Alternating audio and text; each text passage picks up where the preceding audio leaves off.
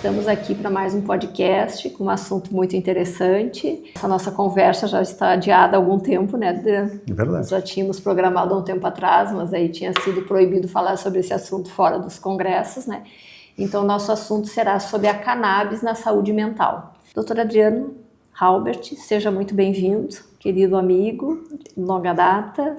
Muito obrigado por ter aceito o nosso convite. É um prazer, Juliana. É a segunda vez, né, que tu me convida, né? Então, fico muito honrado de estar aqui. Agradeço, né, o convite. E vamos ver o que a gente pode contribuir, né? A honra é toda nossa. O Dr. Adriano, ele é médico psiquiatra, especialista pela Associação Brasileira de Psiquiatria, com certificação internacional em medicina canabinoide pela Weekend Academy, né?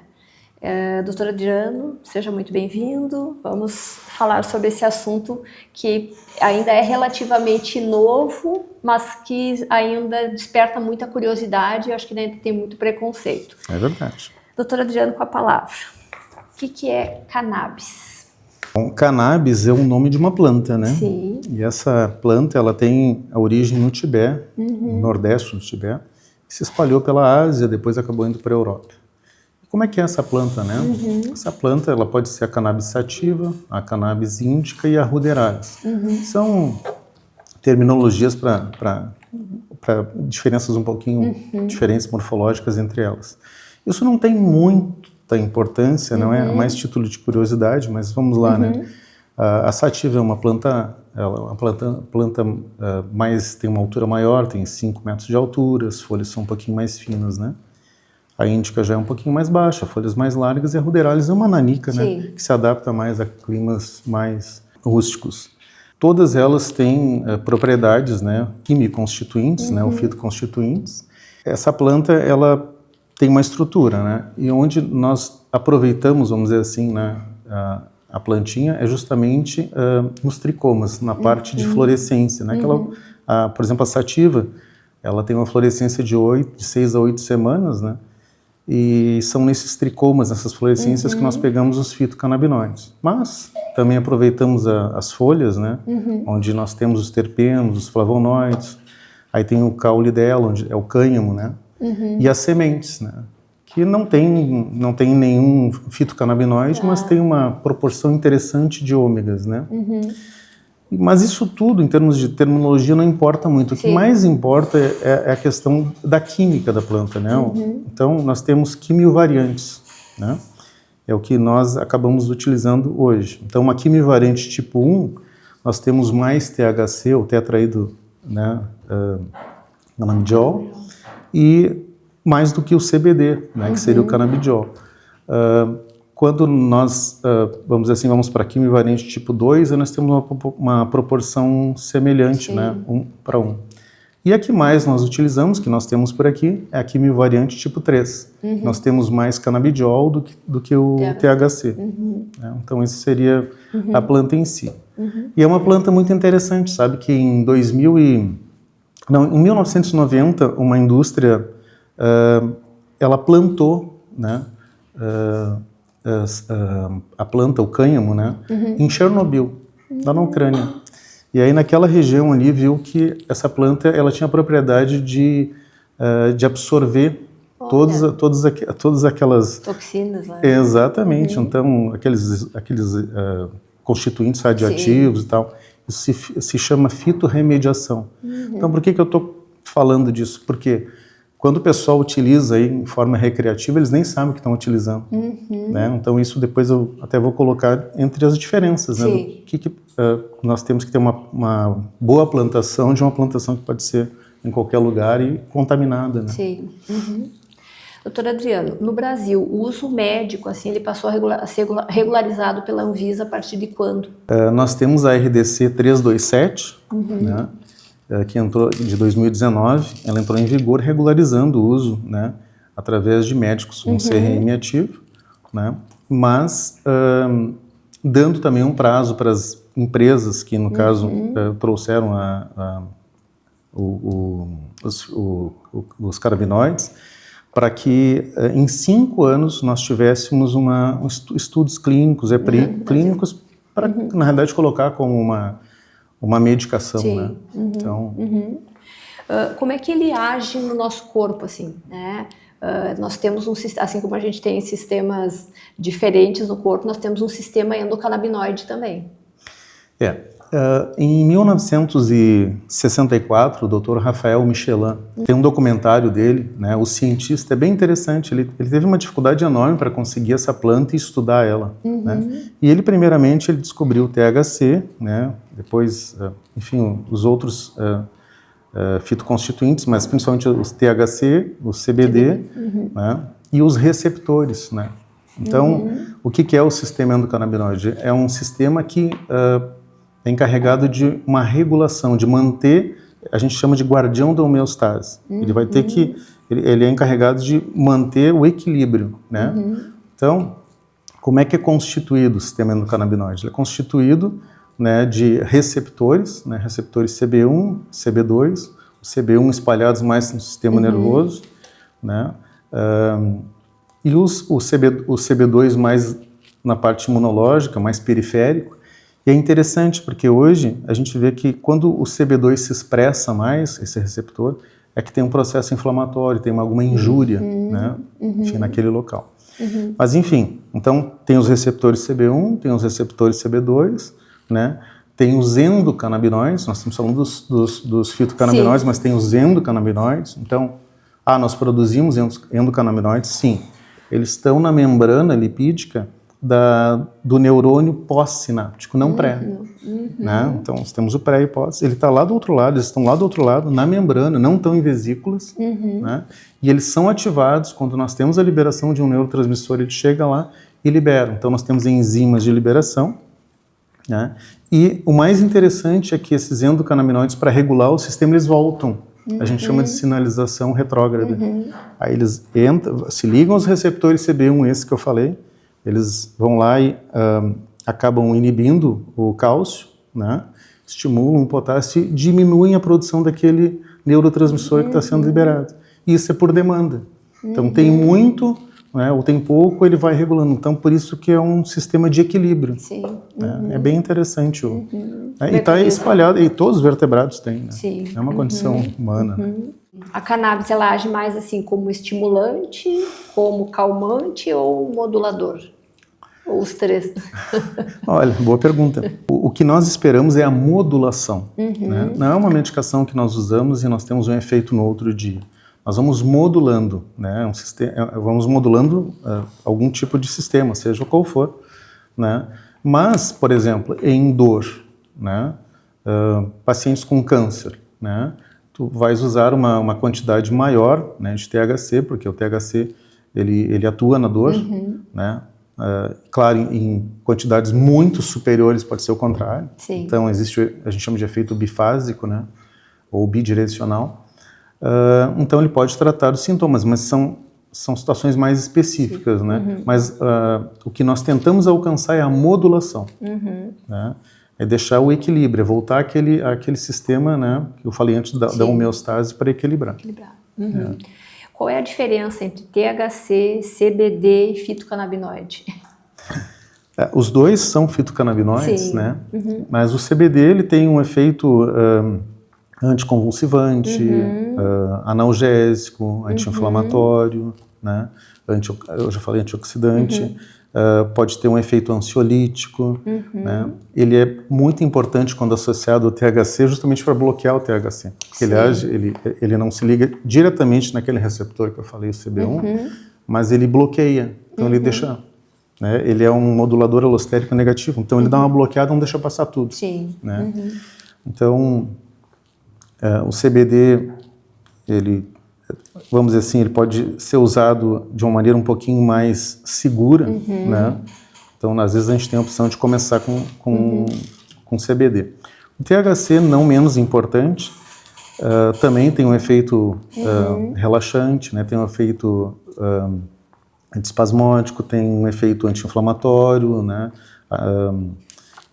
Também atua na dor, como eu falei antes, e ele é um fitocannabinoide que a gente tem que ter um pouco de cuidado. Se nós usarmos em doses menores, né, ele pode melhorar muito das funções, né, inclusive todas essas que eu falei. Agora, se nós por exemplo, se nós usarmos doses diferentes, mais elevadas, nós podemos ter um efeito orexígeno ou anaorexígeno. Né? Então pode ter um efeito melhorador ou piorador. Né? Na cognição, doses muito elevadas piora a função cognitiva.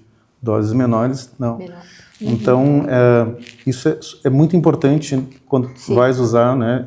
E normalmente em doses pequenas. Né? As formulações são pequenas. E eles são isolados, né? Tá. Ou estão juntos? Nós podemos ter formulações, né? O CBD isolado, onde é somente o CBD, o canabidiol extraído, e todos os outros fitoconstituintes, né? Porque nós temos mais de 125, né? Em torno de 125 fitoconstituintes, né? E dos terpenos, nós temos em torno de 120, né? E os flavonoides em torno de 34. Então, quando nós temos só o CBD, é um óleo só de CBD. Né? Então, eu tenho 20 miligramas por ml, tenho 20 miligramas. Né? Temos também o Broad Spectrum, que não tem aqui no Brasil, onde nós temos o CBD mais THC, mais os outros fitoconstituintes, CBN, CBG, seja qual for, menos o THC. E o Full Spectrum é quando nós temos tudo junto. Tudo incluindo o THC. Incluindo o THC. Né? E muda, tipo assim, a quantidade de THC ou ela sempre continua aquela dose mais baixa? Nós usamos doses baixas, né? Aqui no Brasil, a RDC 327, né, colocou, inclusive em termos de receituário, né, que é até 0,2% ou 2 miligramas, né? Nós usamos receituário azul, acima disso, receituário amarelo. Mas, enfim, o que poderia se dizer assim, tá, mas o isolado, o full spectrum, né, qual é a vantagem de um e de outro? É interessante, a vantagem é que, pelo somatório dos fitocannabinoides, nós podemos ter um efeito, que é o efeito chamado comitivo, ou entourage, né, que é a soma de todos os fitocannabinoides, o efeito geral é maior do que a soma deles, então é um efeito de somação.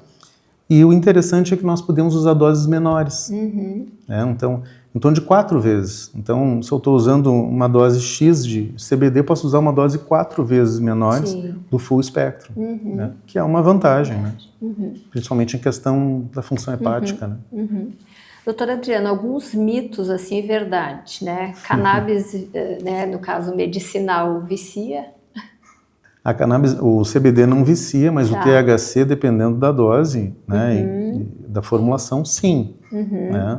Ele vai agir, o THC ele é um agonista parcial, então ele se liga em parte, né, aos receptores, né, aqueles que eu falei, CB1, então ele vai estimular, né, a partir do momento que ele estimula a região de recompensa, o núcleo accumbens, né, vai havendo depois uma infrarregulação do CB1, né, e aí vai causando apatia, né, então vai havendo a necessidade de dose maior.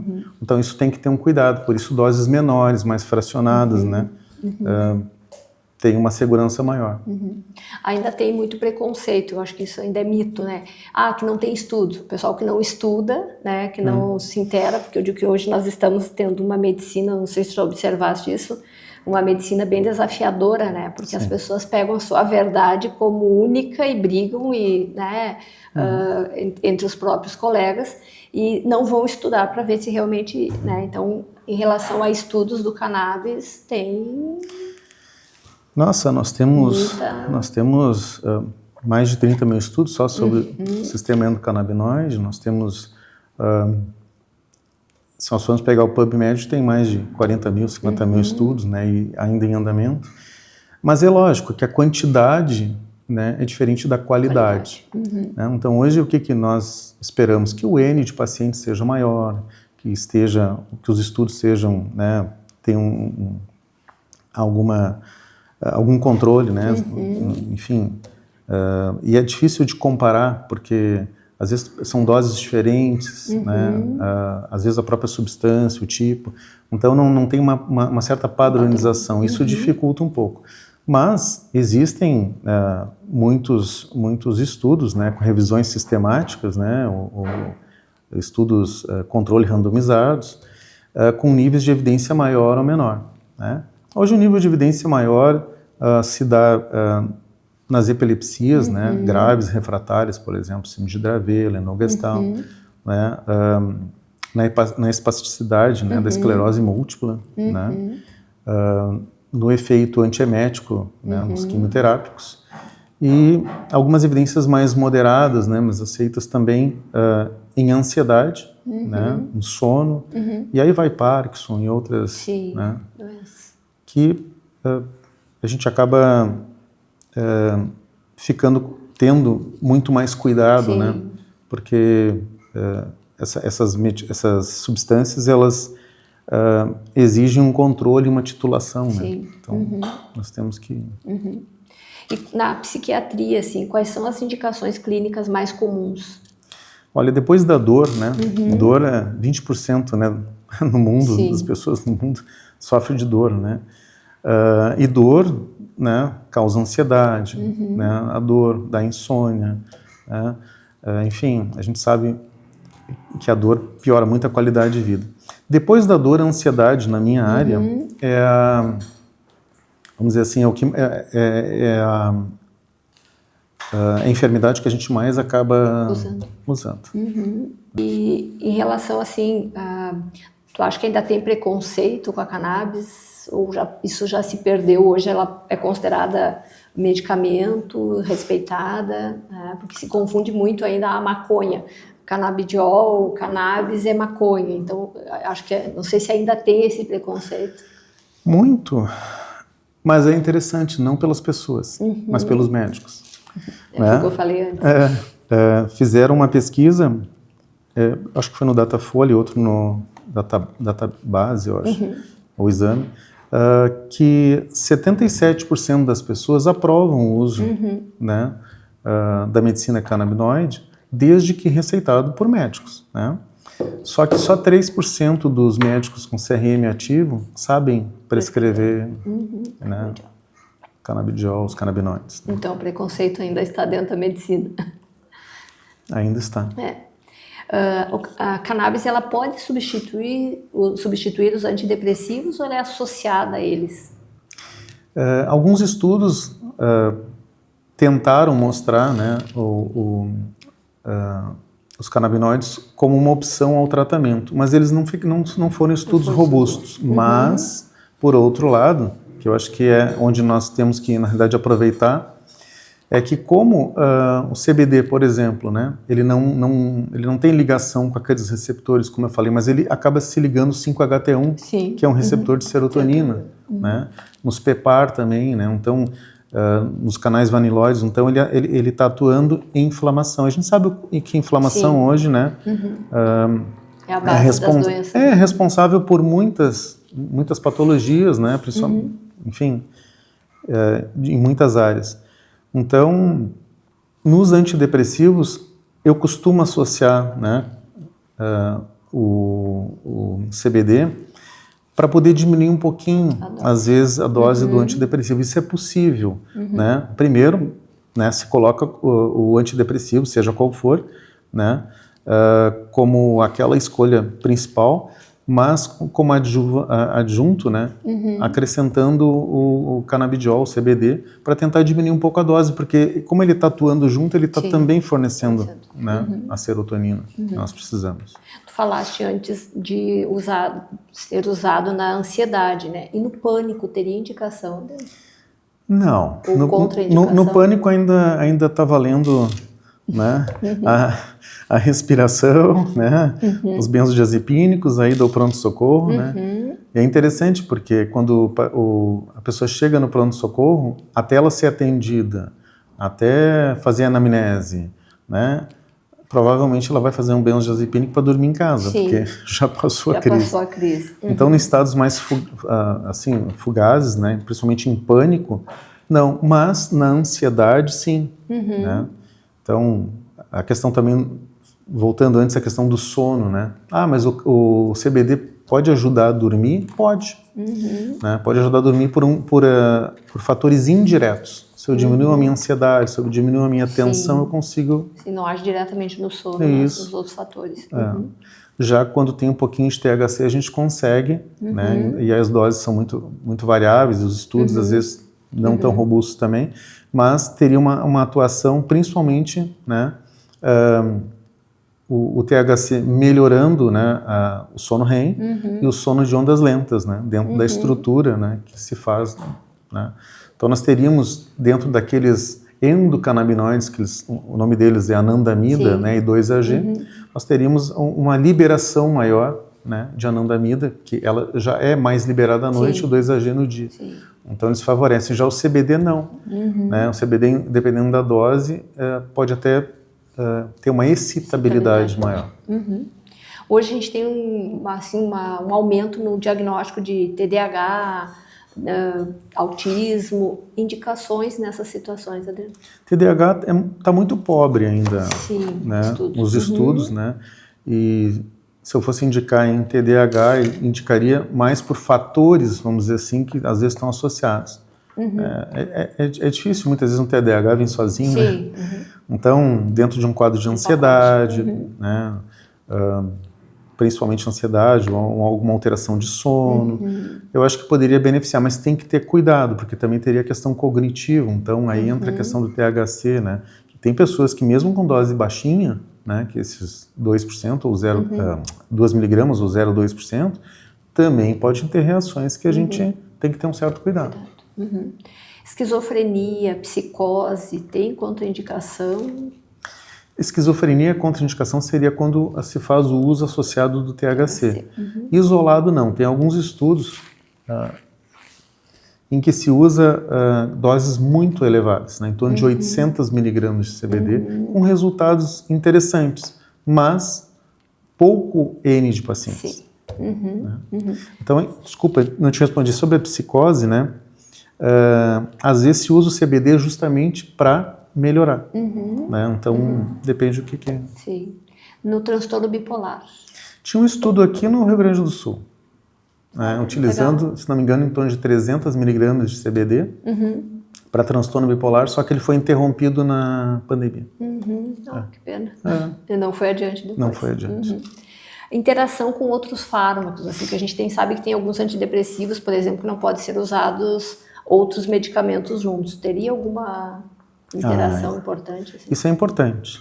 Como ele age no citocromo P450, né, no fígado, nós temos mais de 80, né, substâncias conhecidas que atuam ali. Sim. Então não tem como não interferi-las, né, uma com a outra. E a título, né, só para citar, né, o CIP-A, CIP-A muito bem conhecido exato, 3A4, né, e o CYP2C9, C19, eles estão relacionados ao THC e ao CBD. Então, os fármacos que têm esse sítio... metabolismo. Então, pode haver uma alteração no metabolismo, né? Ou diminuindo, ou aumentando. Se eu diminuir o metabolismo, vai sobrar mais. Demais. Né? Então, principalmente nos benzodiazepínicos, nós temos que ter cuidado. Anticonvulsivante? Os anticonvulsivantes, alguns, mas outros não. Em geral, não. Alguns até podem diminuir... Anticoncepcional? Não. Não, né? Pode aumentar o efeito, não diminuir, né? Tem então, estamos falando da história, tem algo interessante na parte na questão de estudos com evidências fracas a moderadas na endometriose. E é interessante que na história da medicina canabinoide, eles usavam, principalmente no Egito e Mesopotâmia, eles usavam o óleo de cannabis junto com mel, introduziam na via vaginal para diminuir as dores do parto. Interessante. Na endometriose, na dor principalmente, né? Sim, nos Estados Unidos tem se usado bastante, né, através de óvulos, né? Aqui ainda não. Não, aqui ainda não. Está atrasado um pouquinho. Os efeitos colaterais, assim, enjoo, náusea, vômito, não? Gastrointestinais, né? Tem uma revisão sistemática com estudos clínicos randomizados de 2020 a 2022. E eles viram que os efeitos mais comuns, né, os gastrointestinais, diarreia, náuseas, né, fadiga, nesse estudo não falou em hipotensão, mas também pode dar, e esse estudo reuniu a questão das transaminases, justamente pelo citocromo P450, só que eram doses muito elevadas. Então, quando a gente começa a se preocupar em fígado, a gente está se preocupando com CBD em 300 para cima e tal. Mas eu sempre solicito função hepática. Em relação, assim, à idade, Adriano, tem idade mínima, idade máxima para usar ou não tem? Tipo, criança, idoso? Criança, a RDC proíbe abaixo de 3 anos, Sim, né? abaixo de 3. Se evita crianças em desenvolvimento, principalmente com THC pelo neurodesenvolvimento, né? Os idosos têm uma ótima resposta e eu uso os canabinoides principalmente naquelas síndromes comportamentais, muitas vezes relacionadas ao Alzheimer, né? Por quê?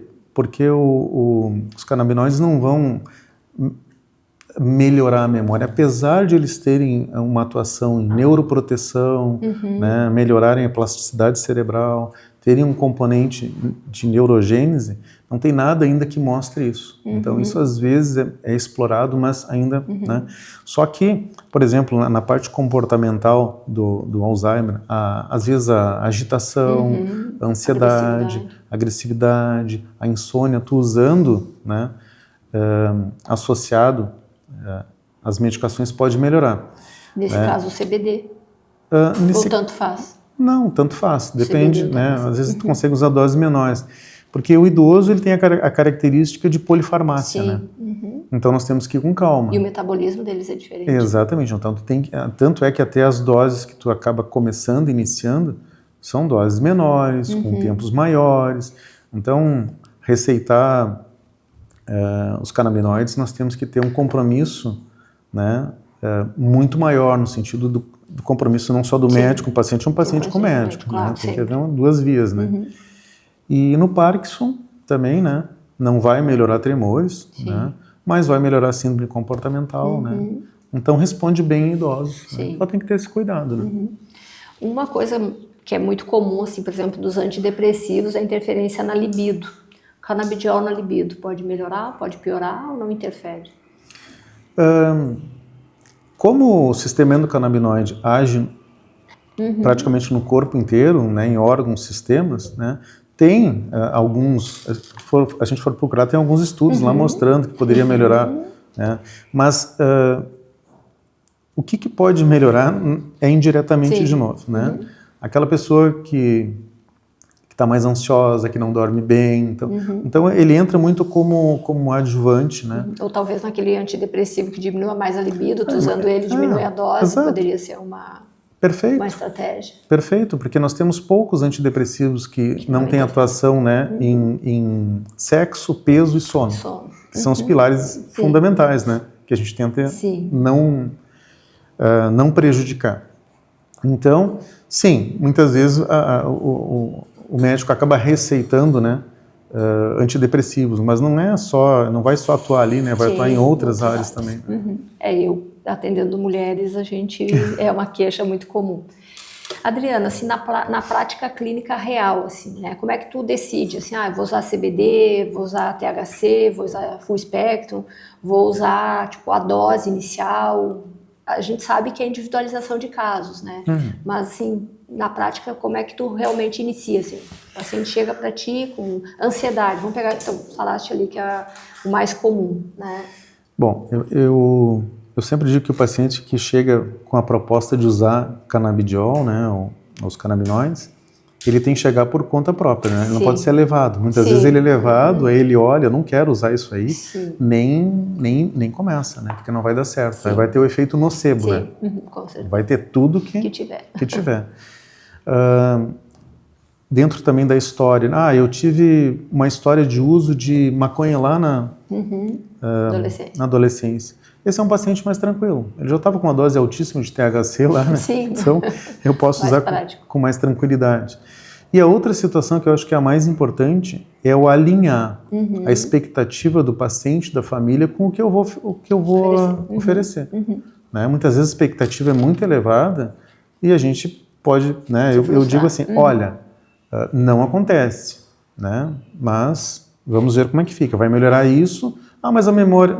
Não é normal que melhore, mas vamos ver, justamente porque nós temos Sim. os estudos todos que mostram esse potencial, só que nós não temos evidências assim Sim. tão robustas, né? Mas os estudos observacionais são muito importantes, né? Também. Sim. Né? Que às vezes são deixados de lado. Eu sou né? muito fã de observacional, até porque a gente faz isso, né? Claro. Então... quanto tempo leva para começar a fazer efeito? Assim, começa com dose mais baixa, que a gente falasse no idoso, vai aumentando a dose e tipo, tempo de... Porque às vezes o pessoal quer efeito mais imediato, vou usar e vai funcionar. Tipo o Rivotril sublingual numa crise de pânico, né? Então isso não existe, né? Não existe. O paciente, mesmo chegando dentro da ansiedade, uma coisa importante é assim, o paciente chega com as medicações. Eu não tiro as medicações. Sim. Eu inicio com CBD, né, ou com o full spectrum ou isolado, e eu vou titulando, eu vou aumentando a dose, normalmente são 3 gotinhas, 5 gotinhas, depende, a gente não gosta de usar muito gotinhas, a gente usa mais miligramas. Nós vamos aumentando, eu vou aumentando a cada 5 dias ou 7 dias, dependendo, né? Se o paciente já tem um histórico, eu posso ser um pouquinho mais rápido e aumentar um pouco a dose. Se ele não tem, né, histórico, é uma pessoa com mais idade, é uma dose menor, né? Normalmente 1 semana, e sempre depois das refeições, porque ele é lipofílico, ele tem uma afinidade às gorduras, então ele absorve melhor. Alguns óleos até 3, 4 vezes mais. Então eu vou titulando muito devagar, por quê? Porque não existe uma dose de ataque, Sim. Existe uma titulação, então nós estamos buscando uma modulação, né? E como é que nós sabemos quando nós chegamos nessa dose, né? Nós vamos aumentando e o paciente vai dando retorno. Por isso que eu digo, tu tem que dar o teu telefone, pode fazer uma tabelinha e vendo como está a progressão. Chega um momento em que o paciente diz, eu estou me sentindo bem. Né? Aí fica naquela dose. A gente até vai um pouco além, mas se for um pouco além, pode ser que comece a ter efeitos indesejáveis, a gente volta. Ali está o platô, porque a curva é em U invertido, é uma curva assim. Tá? O CBD, a curva é mais aguda, né? E do full spectrum é um pouquinho mais estável. Então, quando nós atingimos, né, esse platô aqui, é uma dose individualizada. A gente tem uma média, mais ou menos, que funciona para ansiedade, né? Por exemplo, 25 miligramas para ansiedade, né? Em torno de 5, 6 miligramas para as doenças neurodegenerativas, e assim vai indo. Então não tem uma padronização, mas a gente sabe que mais ou menos fica por ali. Só que é individualizado. Hoje a gente tem várias formulações disponíveis, né? Tanto nacionais, importadas. Tu costuma, tipo assim, usar, tu dá receita, o paciente vai lá e compra, né? Tipo... Tem importado, tem nacional. Sabe quando eu falei da fitorremediação? Sim. Né? Então o que acontece? Essa planta é uma planta normalmente fêmea, né? Acho que é só fêmea. Ela é isolada, ela é cultivada num solo apropriado, ela tem que ter toda a iluminação adequada, né, para fluorescência, não pode ser contaminada, né? Então a origem fungos, é importante. A origem é importante, né? E esse óleo, a extração, né, ela é feita e a indústria farmacêutica que utiliza ela precisa fornecer o COI, Certificado de Análise Laboratorial. Porque ali eu vou ter todos os contaminantes, até quanto esses contaminantes são aceitos ou não, né? Ali tem a proporção exata do que tem de CBD e de THC. THC, quando a gente fala de, por exemplo, no full spectrum, né, 200, por exemplo, 200 miligramas por ml, 0,2%. A gente sabe que os 200 miligramas não tem 200 miligramas de CBD. Né, por exemplo, nessa formulação é 50 miligramas de CBD. E aí tu tem que fazer o cálculo, então não é só tomar. Né? E o THC é até, pode ser 1,8, pode ser 1,9, né? Então, tem tudo isso, e quando a indústria, né, farmacêutica apresenta uma formulação dos canabinoides, tem que ter esse COI, tem que ver também a data, né? Não adianta apresentar um certificado de análise de 5 anos atrás. Então tem que ter todo esse cuidado, né? E hoje, como estão nas farmácias, né, os que eu acabo utilizando os que estão nas farmácias, por quê? Porque a Anvisa acaba fiscalizando. Sim. Nós sabemos que tem uma procedência. Sim.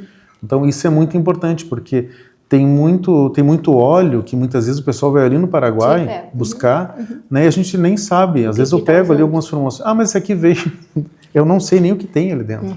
Né? Então tem que ter esse cuidado também. Como é que tu monitora a resposta terapêutica? É clinicamente ou tem alguma outra forma? Porque não tem exame para medir, né? Ou teria? É na curva do invertido. Tu vais acompanhando. Mas e vendo qual é daí, né? clinicamente, né? Claro, e acompanhando também, do ponto de vista laboratorial, pedindo provas de função hepática, né? E quando que tu decide suspender, assim? Quando não tem resposta? Eu suspendo quando tem alguma reação. Por exemplo, a reação ela pode ser através dos terpenos, né? Se eu tenho alguma alergia, né? Então alguma intolerância, né? Nós temos contraindicações, né? Mulheres grávidas, né? Lactentes ou que querem engravidar, né? Uma hepatopatia grave, né? Por agir naquele citocromo ali, não tem como eu ficar explorando aquela via, né? Cardiopatias graves também. É interessante porque o THC em doses elevadas ele causa lesão, né? Em doses baixas, não. Então, esse efeito bifásico ele é fundamental. E é o cerne do uso, principalmente do THC, porque ele pode ajudar ou ele pode prejudicar. Né? Então, por isso que não pode ser qualquer óleo. Né? A cannabis medicinal, ela é uma moda ou veio para ficar? Para mim veio para ficar, né? Tá. Eu não sei se vai ficar para mais profissionais, né? Mas eu acho que a partir do momento em que estudos pré-clínicos e clínicos vão avançando, por exemplo, existe um estudo que já está na parte clínica e, se não me engano, escolheram o grupo de autistas, né? Para ver o benefício que já passou pelas primeiras etapas de segurança. A partir do momento que esses estudos começarem a se tornar mais evidentes e aparecerem mais, eu acho que vai haver uma quebra nessa resistência toda, né? O que todo paciente deveria saber antes de começar a usar o cannabis? Bom, em primeiro lugar, eu teria muito mais medo de usar outras coisas, por exemplo, né? Em 1930, né, a cannabis ela foi proibida, né? Mas logo depois foi liberado os opioides, né? Que matam 220 pessoas por dia nos Estados Unidos.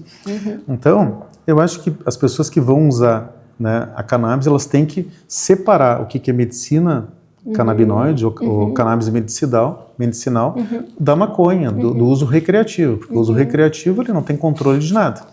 Né? Então ela tem que saber que ela está usando, né, uma medicação, né?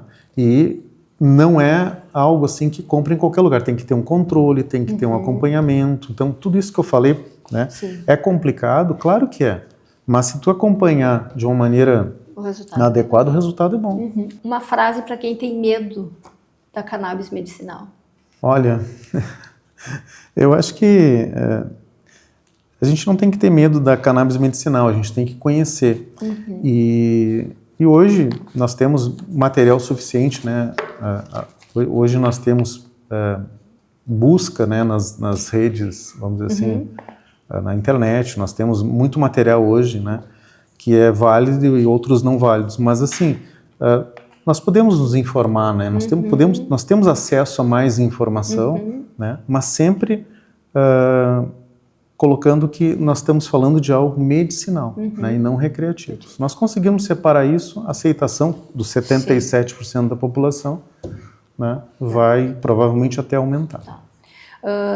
O teu atendimento, Adriano, tu atende só, usa o cannabis medicinal só em problemas psiquiátricos ou tu também atende dor, autismo, outros tipos de doenças? As doenças neurológicas ali que também entraria na...